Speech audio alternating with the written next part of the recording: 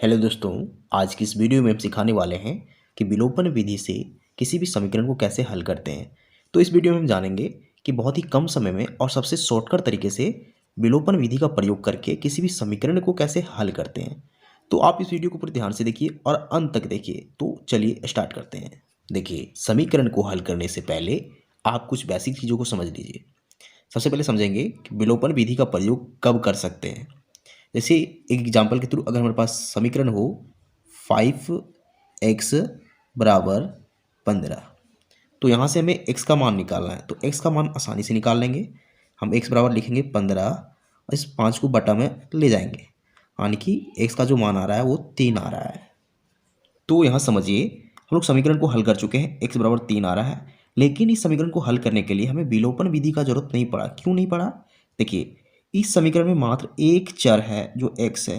तो एक चर वाले रैखिक समीकरण में हमें विलोपन विधि का जरूरत नहीं पड़ता है। हमें विलोपन विधि का जरूरत कहाँ पड़ता है? जहाँ कम से कम दो चर हो। देखिए, इस समीकरण में ध्यान दीजिए, यहाँ x एंड y दो अलग अलग चर हैं। तो इस समीकरण को हल करने के लिए हमें विलोपन विधि का जरूरत पड़ेगा। तो अब हम लोग विलोपन का अर्थ समझेंगे। विलोपन का अर्थ होता है विलुप्त करना, यानी कि गायब करना। तो हमें क्या गायब करना है समझिए। यहाँ हमें टोटल दो समीकरण दिए गए हैं और इन दोनों समीकरणों में दो अलग अलग तरह के चर दिए गए हैं, एक्स और वाई। इसमें क्या करना है? देखिए, इसमें से हमें किसी एक पद को गायब करना होता है। कैसे? देखिए, अगर हम एक्स वाले पद को गायब करते हैं तो देखिए यहाँ सिर्फ वाई वाला टर्म्स बच रहा है, यानी कि यहाँ से हम वाई का मान आसानी से निकाल सकते हैं। या तो अगर हम वाई का पद गायब करते हैं तो देखिए यहाँ सिर्फ एक्स का टर्म बच रहा है, तो इससे हम एक्स का मान आसानी से निकाल सकते हैं। तो यहाँ हम सारी बेसिक चीज़ों को समझ चुके हैं। अब हम लोग सिस्टमेटिक ढंग से इक्वेशन यानी समीकरणों को हल करना सीखेंगे। देखिए, हम सबसे पहले समीकरण का नाम देते हैं। समीकरण इसे समीकरण 1 का नाम देते हैं और नीचे वाले समीकरण को समीकरण 2 का नाम देते हैं। तो चलिए, हम लोग समीकरण 1 और 2 लिख चुके हैं। तो इससे पहले हम चर्चा कर चुके हैं कि किसी एक पद को हमें गायब करना होता है। तो हमें गायब करने के लिए क्या करना होगा? उस पद को बराबर करना होगा जिस पद को हमें गायब करना है। तो मान लीजिए, अगर हम यहाँ x पद को गायब करते हैं तो हमें x पद को बराबर करना होगा, यानी कि ऊपर के पद और नीचे के पद बराबर होने चाहिए। यहाँ दोनों अलग अलग पद हैं, यहाँ 5x है, यहाँ 3x है। इसे हमें बराबर करना है। तो बराबर कैसे करेंगे समझिए। देखिए, समीकरण 1 में देखिए x का जो गुणांक है 5 है। इस 5 को नीचे के समीकरण के साथ गुना कर देंगे और नीचे x के साथ जो गुणा में है 3, इस 3 को ऊपर के समीकरण के साथ गुना कर देंगे। देखिए कैसे गुना करते हैं। तो यहाँ हमें सबसे पहले लिखना है समीकरण 1 को 3 से और समीकरण 2 को 5 से गुना करने पर। क्यों गुना कर रहे हैं हम लोग चर्चा कर चुके हैं। तो सबसे पहले समीकरण 1 को देखिए यहाँ लिख चुके हैं जो 3 से गुना हो रहा है, फिर समीकरण 2 को 5 से गुना कर रहे हैं। तो चलिए फटाफट गुना करते हैं। 3 गुना 5x कितना हो जाएगा? 15x हो जाएगा। फिर 3 गुना y है तो यहाँ प्लस लिखेंगे और 3y लिख देंगे। बराबर देना है। 3 गुना 17 हो जाएगा 51। अब हम लोग नीचे के समीकरण को गुना करते हैं।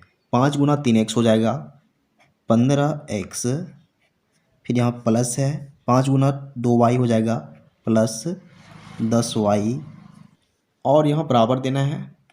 फिर 5 गुना 13 है, यानी कि ये हो जाएगा 65। अब यहाँ ध्यान दीजिए, देखिए यहाँ देखिए 15x ऊपर भी है नीचे भी, यानी कि हम x वाले पद को बराबर कर चुके हैं। अब हमें क्या करना है? इन्हें गायब करना है। तो गायब कैसे करेंगे? इन दोनों को आपस में घटा देंगे। घटाने पर हमें क्या मिलेगा? 0 मिलेगा, यानी कि हम लोग x के पद को गायब कर देंगे और हम लोग y का मान आसानी से निकाल लेंगे। देखिए कैसे। सबसे पहले हम इस समीकरण का नाम देंगे समीकरण 3 और नीचे वाले समीकरण में लिखेंगे समीकरण 4। अब यहाँ चेक कीजिए कौन सा समीकरण बड़ा है। देखिए, x वाले टर्म में ध्यान दीजिए, यहाँ दोनों आपस में बराबर हैं। y वाले टर्म में देखिए यहाँ 3y है, यहाँ 10y है। 10y बड़ा है, फिर नीचे यहाँ 65 बड़ा है। इसका मतलब हम क्या करना है? इस समीकरण 4 में से इस समीकरण 3 को घटा देंगे। तो हम लोग लिखेंगे समीकरण 4 में से समीकरण 3 को घटाने पर। देखिए, हम लोग सबसे पहले समीकरण 4 को लिखेंगे। देखिए 4 क्या है? 15x प्लस 10y बराबर 65। तो देखिए 15x प्लस 10y बराबर 65, और नीचे हम लोग समीकरण 3 को लिखेंगे। तो देखिए नीचे हम लोग समीकरण 3 को भी लिख चुके हैं, 15x प्लस 3y बराबर 51। अब यहाँ हमें क्या करना है? समीकरण 4 में से समीकरण 3 को घटाना है, यानी ऊपर में से नीचे को घटाना है। घटाते कैसे हैं ध्यान से समझिए। नीचे वाले समीकरणों के चिन्हों पर ध्यान दीजिए। यहाँ देखिए 15x के साथ यहाँ प्लस का चिन्ह है, कुछ नहीं है तो प्लस का चिन्ह है, इसे हम लोग बदल के लिख देंगे माइनस। और यहाँ भी प्लस है तो यहाँ भी माइनस कर देंगे। और यहाँ भी देखिए 51 के साथ प्लस है तो इसे भी चेंज करके माइनस लिख देंगे। यानी कि सारे चिन्हों को उल्टा करके लिख देना होता है। अब हमें क्या करना है देखिए, यहाँ ध्यान दीजिए, ऊपर में देखिए यहाँ 15x है जो प्लस में है, नीचे 15x के साथ यहाँ माइनस लग चुका है। इसका मतलब दोनों के पास अलग अलग साइन है और दोनों पद बराबर है, तो ये दोनों आपस में कट के देखिए 0 हो जाएगा, क्योंकि बराबर है और प्लस माइनस है। अब यहाँ अगले पद y वाले पद पे ध्यान दीजिए।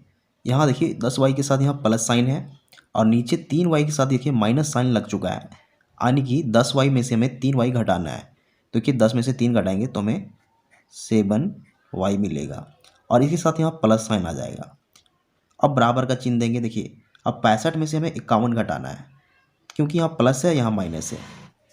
तो चलिए घटाते हैं। देखिए 5 में से 1 घटाएंगे तो हमें 4 मिलेगा और 6 में से 5 घटाएंगे तो 1 मिलेगा।